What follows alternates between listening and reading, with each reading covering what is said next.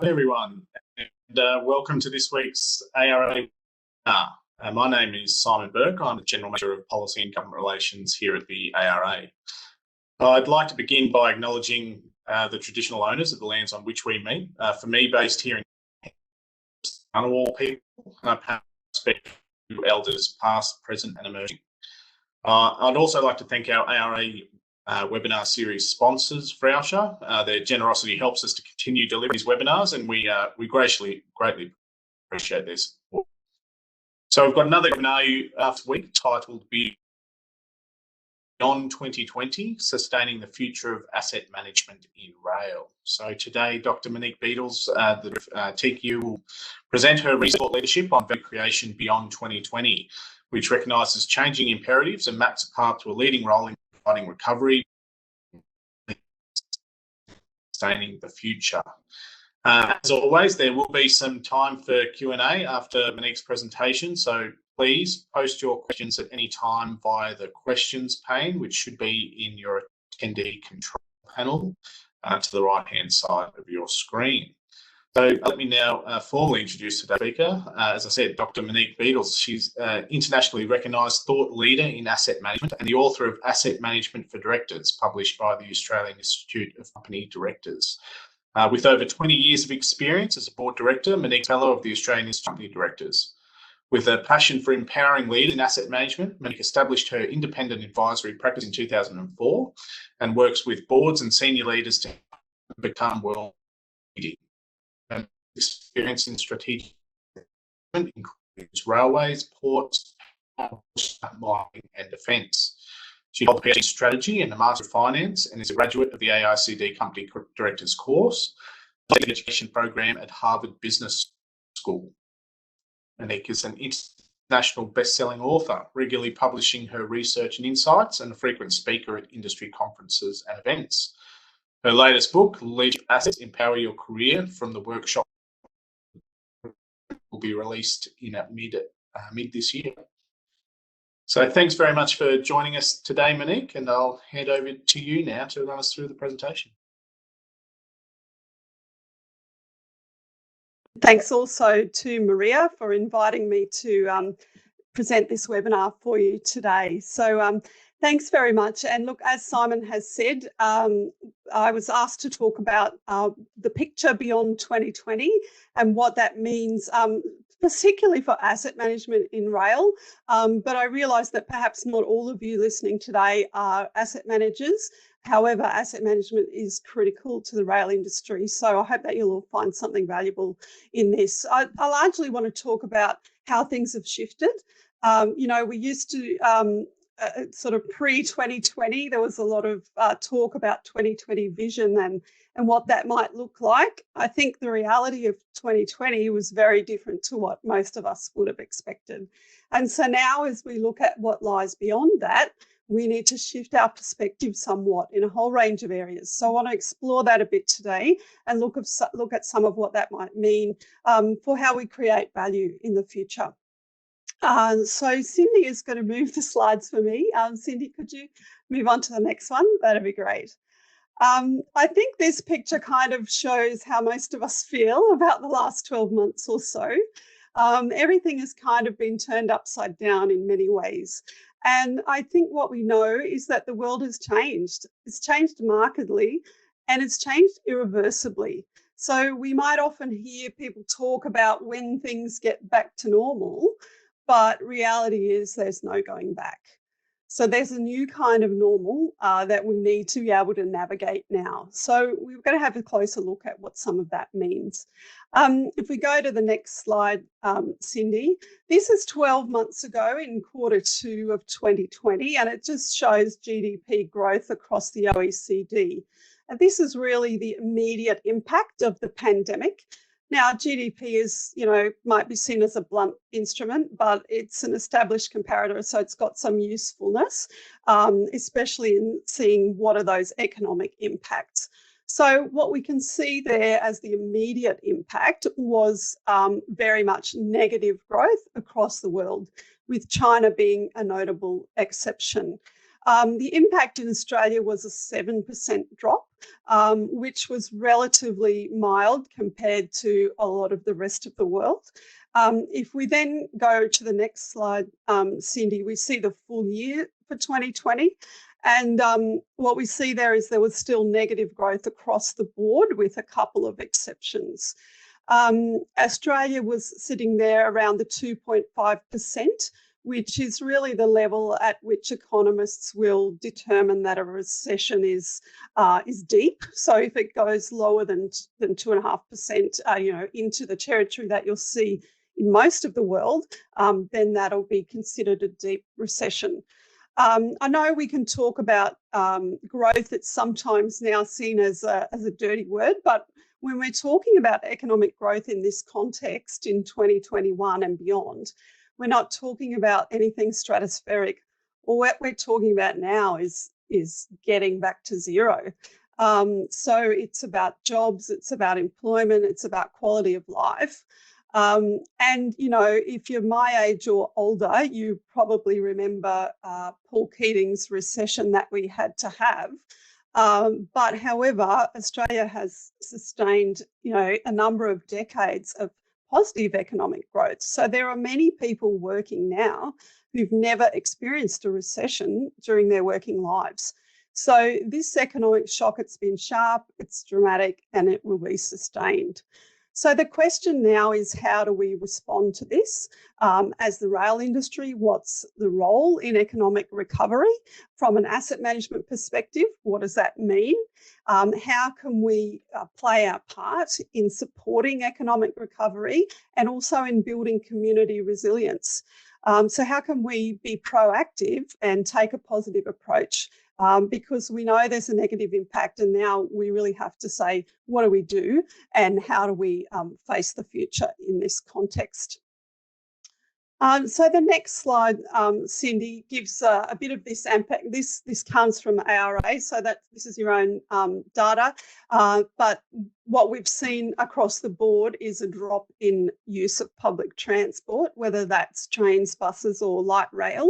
And in the early stages around April last year, there was a 90% reduction in light rail use. This is quite similar to airports, which also experienced a similar level of drop, around 90% in their revenues around that time. So we have seen that lift again, but in terms of public transport and rail and light rail generally, we have seen it pick back up, but it is not back to pre-pandemic levels yet. So across Australia and New Zealand, we're still looking at 40 to 50% below those pre-pandemic levels. So there's a few factors obviously playing into this. Of course, more people are working from home, or they're working from home more often than they previously did. So there's less commuters in total on any given day. But also we've got people who are commuting but who choose not to use public transport and decide to drive their car or use some other method. So even if we've got a total drop-off in commuter numbers, we've still got traffic congestion. So that's the sort of factors that I'm sure most of you are all really familiar with.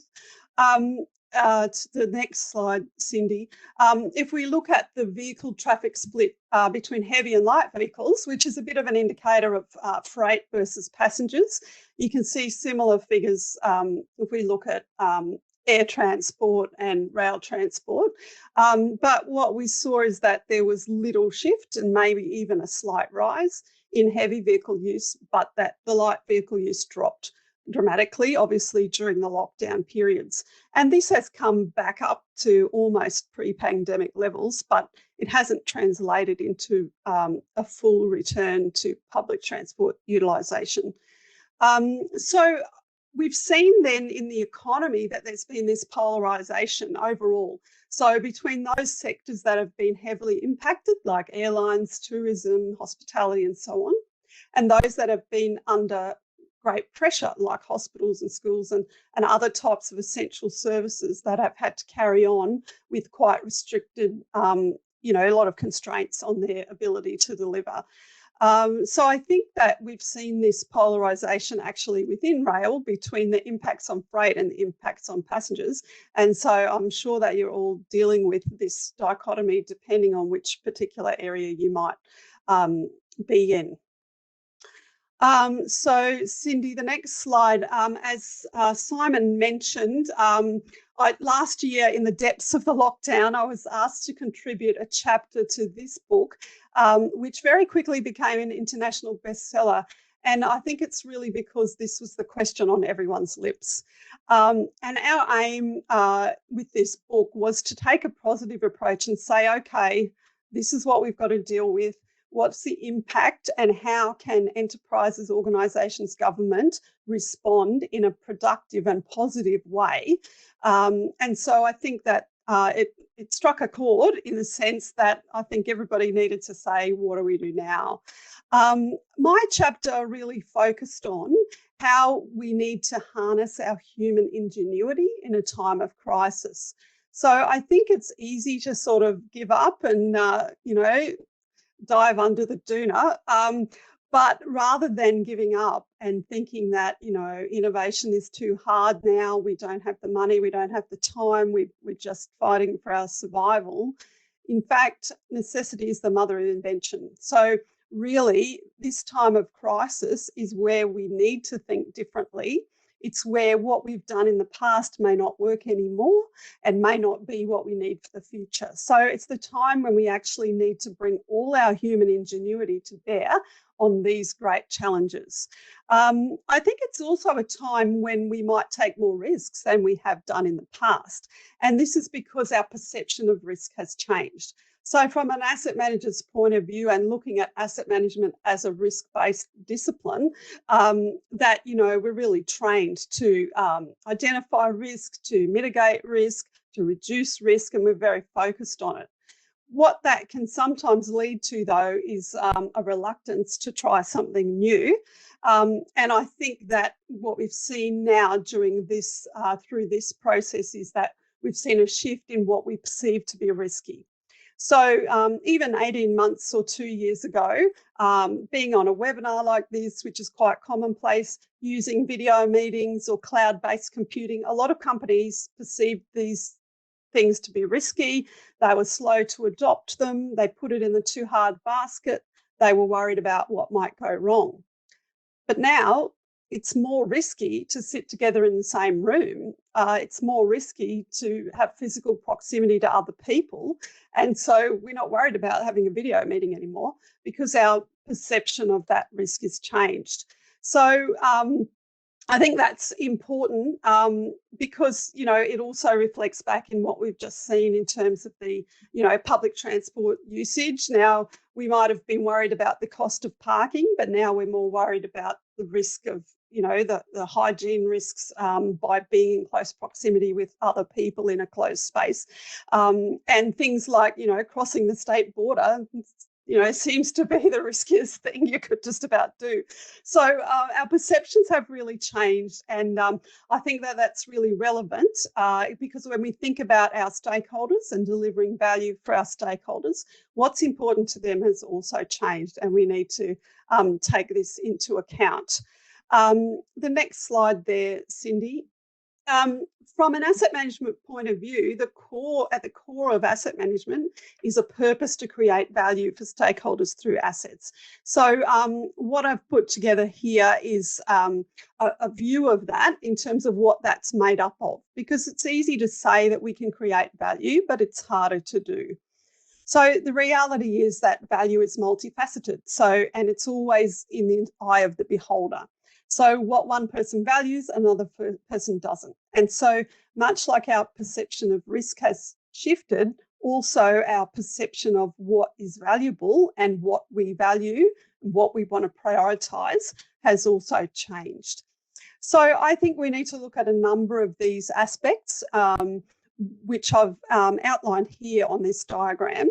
So we need to think about how we identify value, then how we deliver that, how we demonstrate that we've delivered value, and then how we protect it.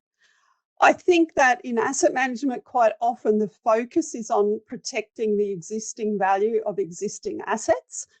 and it's less so on identifying new sources of value. I think likewise there's a focus, and as there should be, on delivering value through the services that we provide with our assets. But then there's sometimes less emphasis on how we demonstrate that value, and especially the value of asset management itself. So I think to remain relevant with these shifts that, we've already talked about, it's important to look at all of these aspects and ensure that we are developing skills in our people that help them to be able to identify and demonstrate value, as well as, not instead of, but as well as protecting value that we already have and delivering value to our customers. So I think we need to look at that bigger picture. Now, I did present on this, and I have a paper on this, which I presented recently for the AMPIC Asset Management Conference, which some of you may have been at, and I'll give you a link later if you'd like a copy of that. I'm going to talk a bit more now about the shifts from pre-2020 to beyond 2020 in terms of what value now means and how we need to consider that. So the first aspect I want to talk about, Cindy, on the next slide, is that one of these shifts is that what we create is more important than what we own. And quite often with asset management, and I think in a lot of heavy industries like rail, there's an owner ethos. We're thinking about what assets do we own and what do we need to do with them. And the focus is often first on the assets rather than the value we're creating or the people we're serving. I think that we need to see this shift from an owner's perspective, then we can see a lot of other opportunities. Now, one example, if you move to the next slide, Cindy, one of the key trends that's relevant in asset management is this shifting balance of from tangible to intangible assets. And this has been an emerging trend over the last 40 to 50 years, but the pandemic has accelerated that trend. And we're now seeing up to 90% of assets in the S&P 500 are made up of intangible assets. So this is US based, but you can see the same trend in Europe and on other stock exchanges around the world.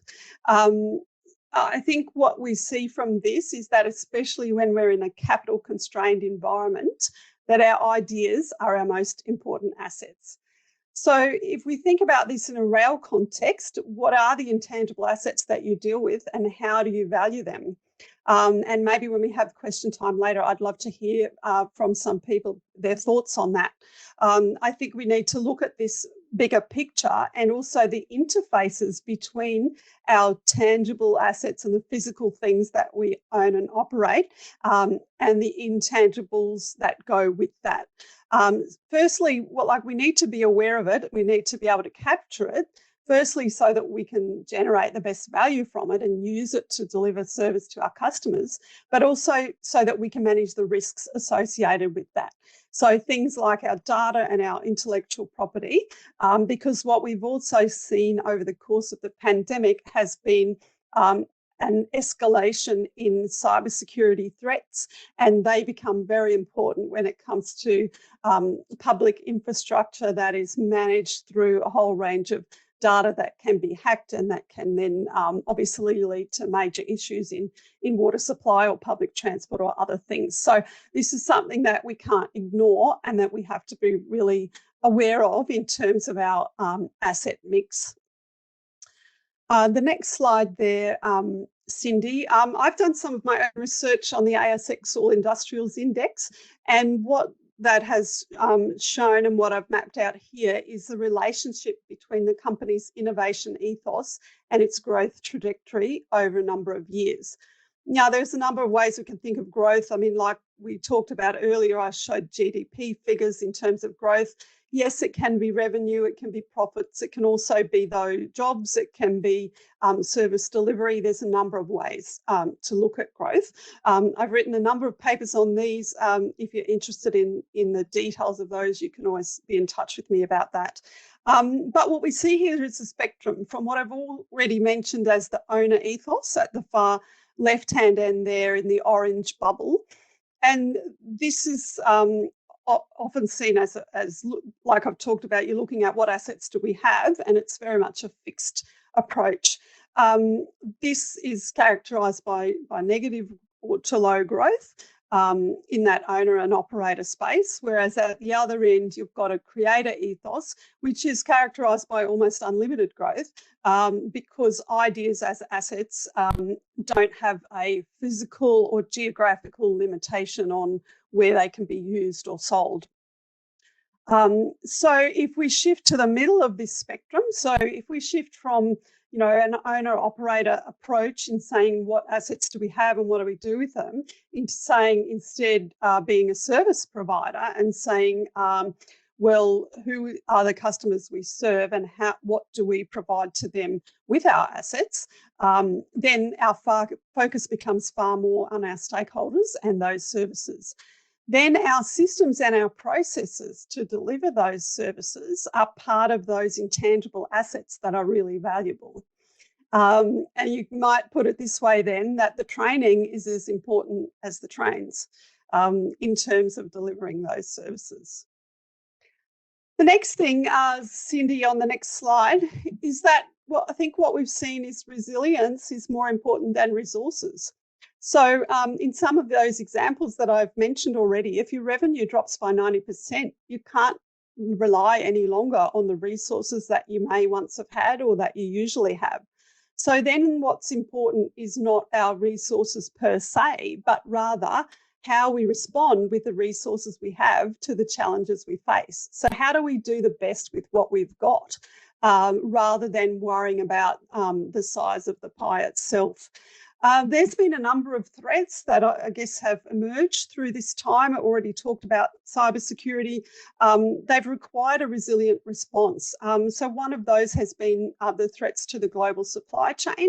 And this has been especially apparent for specialist parts and components that might be needed for particular equipment. There's been a lot of delays in international shipping and interruptions to those supply chains where international manufacturing has had to shut down as part of their COVID response. So when we're relying on things coming from the US or Europe, that has presented some challenges.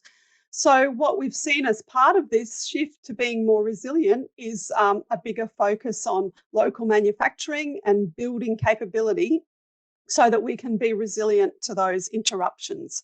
The New Zealand government has recently invested in its local manufacturing and rail workshops at Hillside in Dunedin, and I think we'll see more of these types of initiatives as we understand the importance of not being vulnerable to these sorts of threats that can come along unexpectedly. The next slide there, Cindy. So looking at then, this just shows that same map, but in terms of the assets. So at the far end, we're thinking more about the tangible, and as we move across, we come into the intangible. So that's just in terms of the asset type. And when we think about what our resources are, it's not just the capital that we have on the books. There's a lot of other aspects there that may be things that we can use in order to be resilient through these challenges. The next slide I'll just put there. This is the projection that comes from the Bureau of Infrastructure and Transport Research Economics, and just in terms of the projected domestic freight, and it splits it up there across the various modes over the next couple of decades. Now, obviously, population growth is going to have an impact on this, and right now that's constrained in the short to medium term because of our immigration being stopped, and how this will play out in the long term and how it will impact both demand and capacity. I think we're still to really see the impacts of that. The next one is just the rail one on its own, and that's just for clarity. So, sorry, Cindy, so if you move through to the next one, yeah, and then that's just the rail on its own, so the next one. So I've already talked about then how this has impact on the types of risk, and I think that stranded asset risk is one that we face if we take that owner approach. We've seen stranded asset risk become a bit more prominent in recent years, especially with regard to to climate change and carbon-based assets that therefore will face this risk. But now we've seen whole new classes of assets fall into this category. So we've had commercial aircraft being retired early, we've got cruise ships that are parked up, we've got university facilities, and we've got inner city office buildings that are empty or highly underutilised. So again, this stranded asset risk has become an increasing problem and one that we need to take into account. We then move through the different types of operational and market risks. Obviously, as a service provider, your reputational risks are really important. And then we look at those technology and intellectual property risks. So we need to take this broad spectrum when we're thinking about risks. And I think we can tend to focus in the operational aspects, whereas in fact, there's a full spectrum of risks that we need to consider. We need to think about how this might impact rail and rail assets and what's feeding into that. So what do stakeholders value now? I think that if we're taking that provider ethos, we need to think about what that means for customers. And there's a really strong element of trust required there because people need to feel safe to get on a train or a tram, and their fear of that might outweigh the costs of their alternatives. So I think it's something for us to consider. So building on all of those, the next slide there, Cindy, is about creativity being more important than capital. So I think it reflects some of the things that I've already said, but really we think about creativity as our capability to adapt to these changing circumstances, whereas we might think of capital more as a measure of capacity or financial resources. But how can we be creative about what we provide and what we do and how we offer that within a capital constrained environment or where resources are restricted? How can we use what we have to create the best possible value through taking a more creative approach? The next slide, Cindy, shows the, this shows the top 10 companies in the world by market capitalisation. And what you can see is that they're almost all platform providers, or they're almost all focused on intangible assets. So they create value by connecting people in a market. That's pretty much what a platform is. And I think it's interesting to reflect that railways are also about connection. But the focus is most often on the physical connection, transporting people and goods from A to B. How might we reframe this? If you look at the next slide, and this is a repeat of the earlier one about our types of assets, how might rail companies help people connect in other ways? You always see airline ads where people are hugging at the airport and families are reunited. What might we create a similar degree of emotional connection with the journeys that rail service provides? What tangible or intangible assets could we use to achieve this? How can we think about our immediate geographical environs and how that translates into how we use rail services? So, for example, how could a light rail or a bus or other transport help us connect within our 5-kilometre radius, or within our small zone that we live in? How can we nurture those connections close to home? So I think those are some of the ways that we could think about this perhaps a bit differently. The next one there, Cindy, sorry, is that then the collective is more important than the individual. So I think we've really seen this shift happen quite strongly over the past 12 months. It's especially true in public health. We go into lockdowns to save lives. That's what it's all about. And these decisions are made based on the whole of population parameters, and they may inconvenience us as individuals, but we're doing it for the greater good. There's a lot of debate then always in the media and in many forums about a so-called trade-off between health impact and the economic impact. But if you look at the next slide there, Cindy, the reality is that, sorry, Cindy, do you have the next slide? Oh, yeah, thank you. The reality, though, is that there is no trade-off. Go back. Sorry, go back one. Yeah, that's it. That actually there's a strong negative correlation between mortality and economic growth. So even though lockdowns and restrictions undoubtedly have a negative economic impact, as we've seen, but widespread sickness and death has a much greater negative impact. Historically, there's always been a relationship between mortality and economic recession. And so we've seen this play out in this pandemic too. So even though, you know, in Australia, we've had quite restrictive conditions in terms of our response, but in fact, and even though, yes, we've had negative economic impact, it's in fact served us well compared to many other countries where the you know, widespread deaths and illness have had a far greater impact than a lockdown or other restrictive measures may have done. So I think that taking this collective approach is actually something that will endure for quite some time.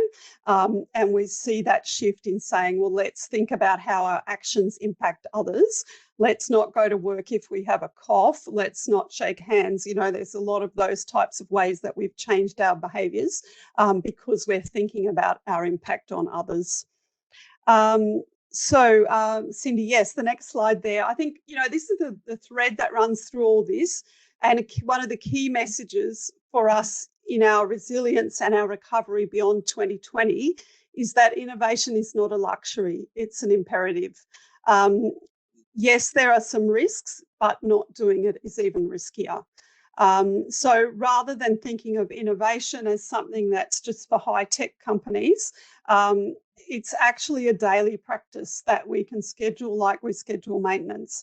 And the leaders whose teams will be resilient in the future are those that are going to be open to ideas and are going to be flexible in this changing environment. I sum up some of these, what I think is important in the next slide there, Cindy. Which I would call the smarts we need to succeed. There's a number of capabilities that are necessary in this environment. We definitely need our technical skills, like the curiosity to identify problems. We need proficiency to analyse evidence and data and look at what's going on. But we need to combine these with the ingenuity to create solutions to the challenges that we face. So I think they are the technical capabilities that we build our base on. But we also need to master the business skills. So we need to be identifying markets and understanding market trends and some of the things we've talked about. We need to be tenacious because we need to understand that there's a changing pattern of risks and we need to respond to those in an appropriate way. But I think that requires us to be creative about how we approach that and about how we create value in that changed environment. I think it's really important, though, as well, that that this is a way that we connect with our humanity, that we need to build on the technical aspects and the business aspects that are really important, and we need to nurture our human capabilities, which requires us to be humble enough to look at others and what their priorities might be and what they might value. It requires us to be empathetic and to create and nurture genuine connections. And it means that we have to have the integrity to create meaningful outcomes for our communities as a whole. So I see these as essential leadership assets for survival and flourishing beyond 2020. And I do talk about these in more depth in my book, which Simon has just mentioned. So to sum up what I've talked about here in terms of the shift from pre-2020 to beyond 2020, it's that shift from what we own to what we create, from a focus on resources to resilience, from thinking just about capital to a shift to be more creative, and that shift from an individual focus to a collective focus. And this all means that we need to see innovation as an imperative rather than as a luxury. I have for you there, oh, sorry, Cindy, that was the next slide. I didn't, yeah, there we go. That summed up those 5 items that I had talked about. And if you go to the following slide there, there's a link there where you can get a copy of the paper that relates to what I've talked about in this webinar. And if you'd like that paper, you can find it there. And I'll also send you a couple of other things, including my chapter from the book that I mentioned earlier. So please feel free to access that and make use of it. And then the final slide there, Cindy, is just to, that's my book that is available for pre-sale, but it'll be released in mid-2021. And you can find all those details on my website. So thank you, Simon. I'm happy to take some questions and love to hear what people have to say. Thanks.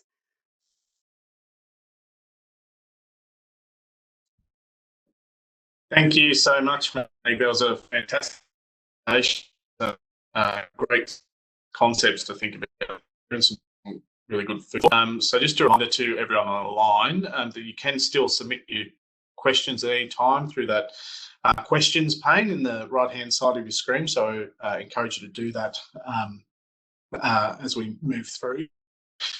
I do have a few questions for you, Monique, if you don't mind. Yeah, so you touched on the pandemics that forced a lot of organisations and individuals, I guess, to be more innovative in their approach to running their businesses and indeed their everyday lives. Do you think as we new normal and that pandemic phase, do you think that will impact people's or organisations' desire to innovate moving forward?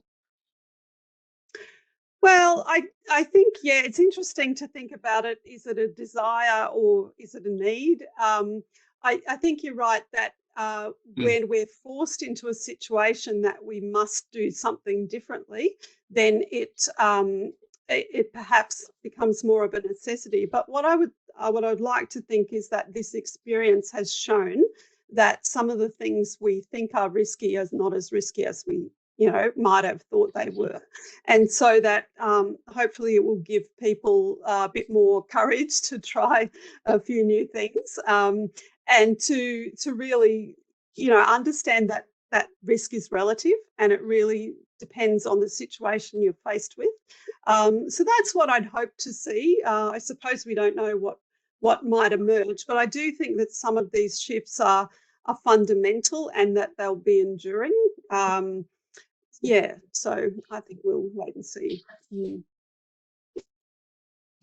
Yeah, no, totally. So I guess for some of those organisations that might have a long history of risk aversion, I guess you could call it, might find it a little bit challenging to improve that in culture. Do you have any sort of advice that you might want to give people that are trying to influence, I guess, boards or senior executives on the benefits of innovation, particularly around asset component? Yeah. I think it's often, we think about what'll happen if we do this. I think sometimes we have to flip it and say what'll happen if we don't. And I think in terms of reducing the risks of innovation, there's three key things that are really important. One is we need to be committed to it. We need to be able to put some resources, whether small or large. I mean, it doesn't matter, how much money per se we put to it. Rather, it's to say, let's commit, a certain amount of time and resources to exploring new opportunities within the constraints of what's possible in our budget and what have you. And you can think about that as something that it's kind of like when you go into the casino with $50 and you say, I'm prepared to lose that $50, but no more. So we can set limits on that, and that can help us reduce the risks. I think the other thing is consistency. Like I talked about, we can schedule innovation like we schedule maintenance. So making it a regular routine part of our work. Some companies will say, okay, every Friday afternoon we're going to spend this time, or, every morning for half an hour. How do we build that thinking space into our everyday work? And so therefore we see it as important, not as something nice to have, but as something that's integral to what we do. And I think then the third thing is collaboration. So that's really important, that we shouldn't, sit at our own desks and hope for a light bulb moment, that we actually have to go out and talk with others and share ideas. And if you're thinking, if you're a railway, go and talk to an airline, go and talk to a hospital, get, interaction from other sectors that may be facing similar challenges, but that have different ways of approaching it, just because they're simply not embedded in the, standard way that things have always been done. Fantastic, some advice there. I've got a question around resilience that you touched on, and how it's considered, I guess, more important than resources. Have you got any advice for how an organisation might be able to improve its resilience, particularly on that asset management front? Yeah, I think that if we think about resilience, and if that means adapting, and it really means survival throughout whatever may come, then I think there's a number of ways that we can do that. Yes, we need to look at our assets, but I think quite often what we'll see is underutilisation. And we've seen, again, like I've mentioned, we've seen that shift in industries that we might not have expected. I mean, whoever thought 747s would be, retiring years ahead of their time. I think quite often we underestimate the value that lies within what we've got, and that's why we need to be creative about using it a different way. So I think that's one of the ways that we can approach it. The other thing is that, the resilience of an organisation is very much linked to the resilience of its people.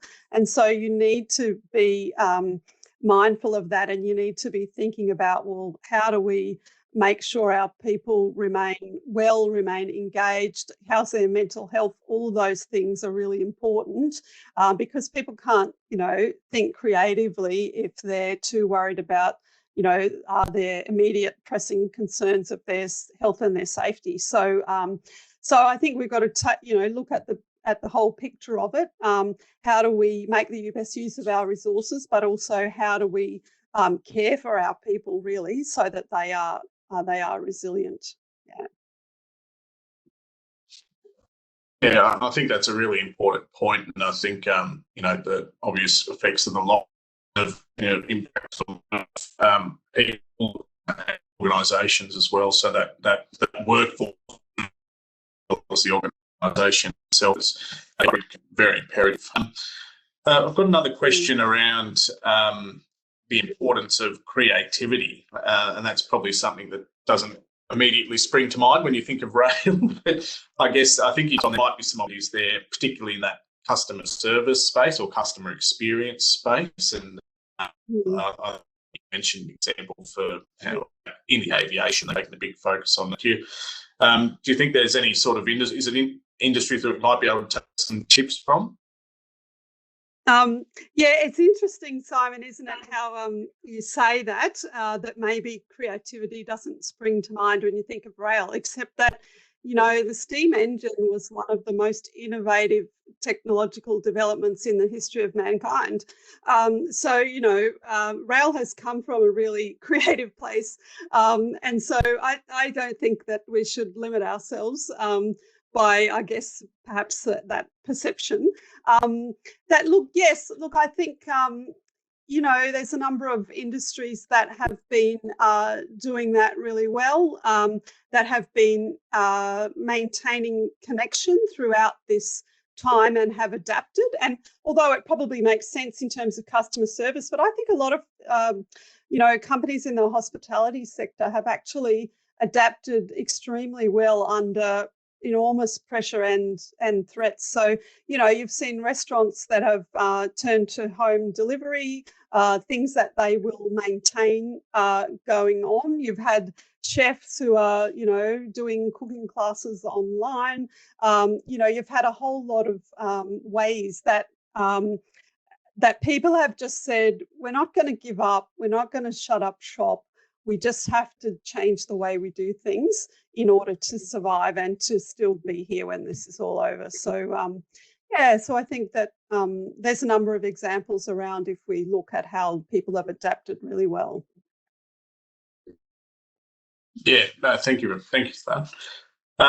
I guess if we touch on asset management specifically, any sort of things in the innovation space that you think we're actually considering at the moment?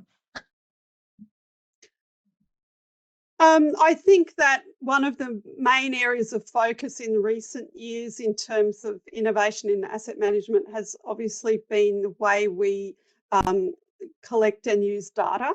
And so this has been something that is, you know, there's a spectrum of maturity across industry, and I think you'll find within the rail sector there are some who are doing that really well, and there are others who are probably taking a bit longer to come on board with that.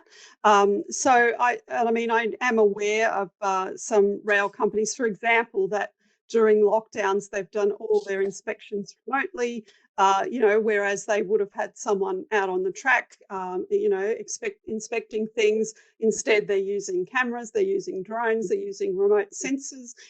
So obviously these things, yes, the pandemic may be what has, you know, made that an immediate imperative, but in fact, it's better for people's safety anyway. You know, so I think there's a lot of pieces there. Also, you know, the way that data is being analysed and then used, like I've talked about data as an asset and how we can use that to create insights that then help us, you know, expand our possibilities. So now that I suppose that tracking things has become a lot more common, you know, tracking things like signalling and transit times and so on. Once you've got that information, then you can work on how can we improve those things or how can we do them better. I think another area that is, you know, if we go back to the customer experience, is how are we tapping into that? How are we understanding what our customers are looking for? And I think we've got to look in this sense, not just asking the people who are getting on the train, but asking those who aren't. You know, what would it take for you to catch the train instead of driving your car? So I think there's research and there's sort of customer engagement that is also an important part of that. And there are a lot of innovations now in the way that you can track people's perceptions and opinions in real time that might be quite useful for that. Fantastic, thanks. We are quickly running out of time. In the absence of final questions, do you have any final thoughts you would like to leave our audience with before we wrap it up today? Oh, thanks, Simon. Oh, no, look, just thank you very much. I'm glad to be here and glad to have this opportunity to speak with your audience. I was saying earlier that I have presented some sessions, you know, in person for ARA and some of the working groups, and that's been fantastic. And I'd be looking forward to having that opportunity to see people in person again at some time in the future. But it's been wonderful to be with you today. So thank you. No, thank you, Monique. We appreciate it and hope to see you again in person very, very soon. So, look, thank you to everyone who's joined us today for Monique's webinar. We really appreciate and thank you for engaging in some of that Q&A as well. As always, we will circulate a short feedback survey following the webinar, and I encourage you to fill that out when that comes through. We do have other webinars scheduled over the coming weeks on a variety of topics. Our next one, though, will be continuing the topic of asset management and innovation, and that one is scheduled for Wednesday, the 30th of June, and that's titled iTrace, Case Studies in the Benefits of Adopting a Standardised Approach. So Project iTrace is the AR and GS1. It focuses on standardising how objects in the rail industry supply chain are identified. And doing so, it aims to improve efficiency, lower costs, and deliver better customer service. So if you're interested in that asset management space, I'd really encourage you to jump on the ARA website and register for that next webinar.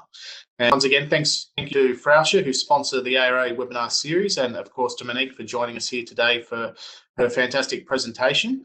And we might leave it there, everyone. So have a lovely afternoon, and we'll see you at the next one. Bye.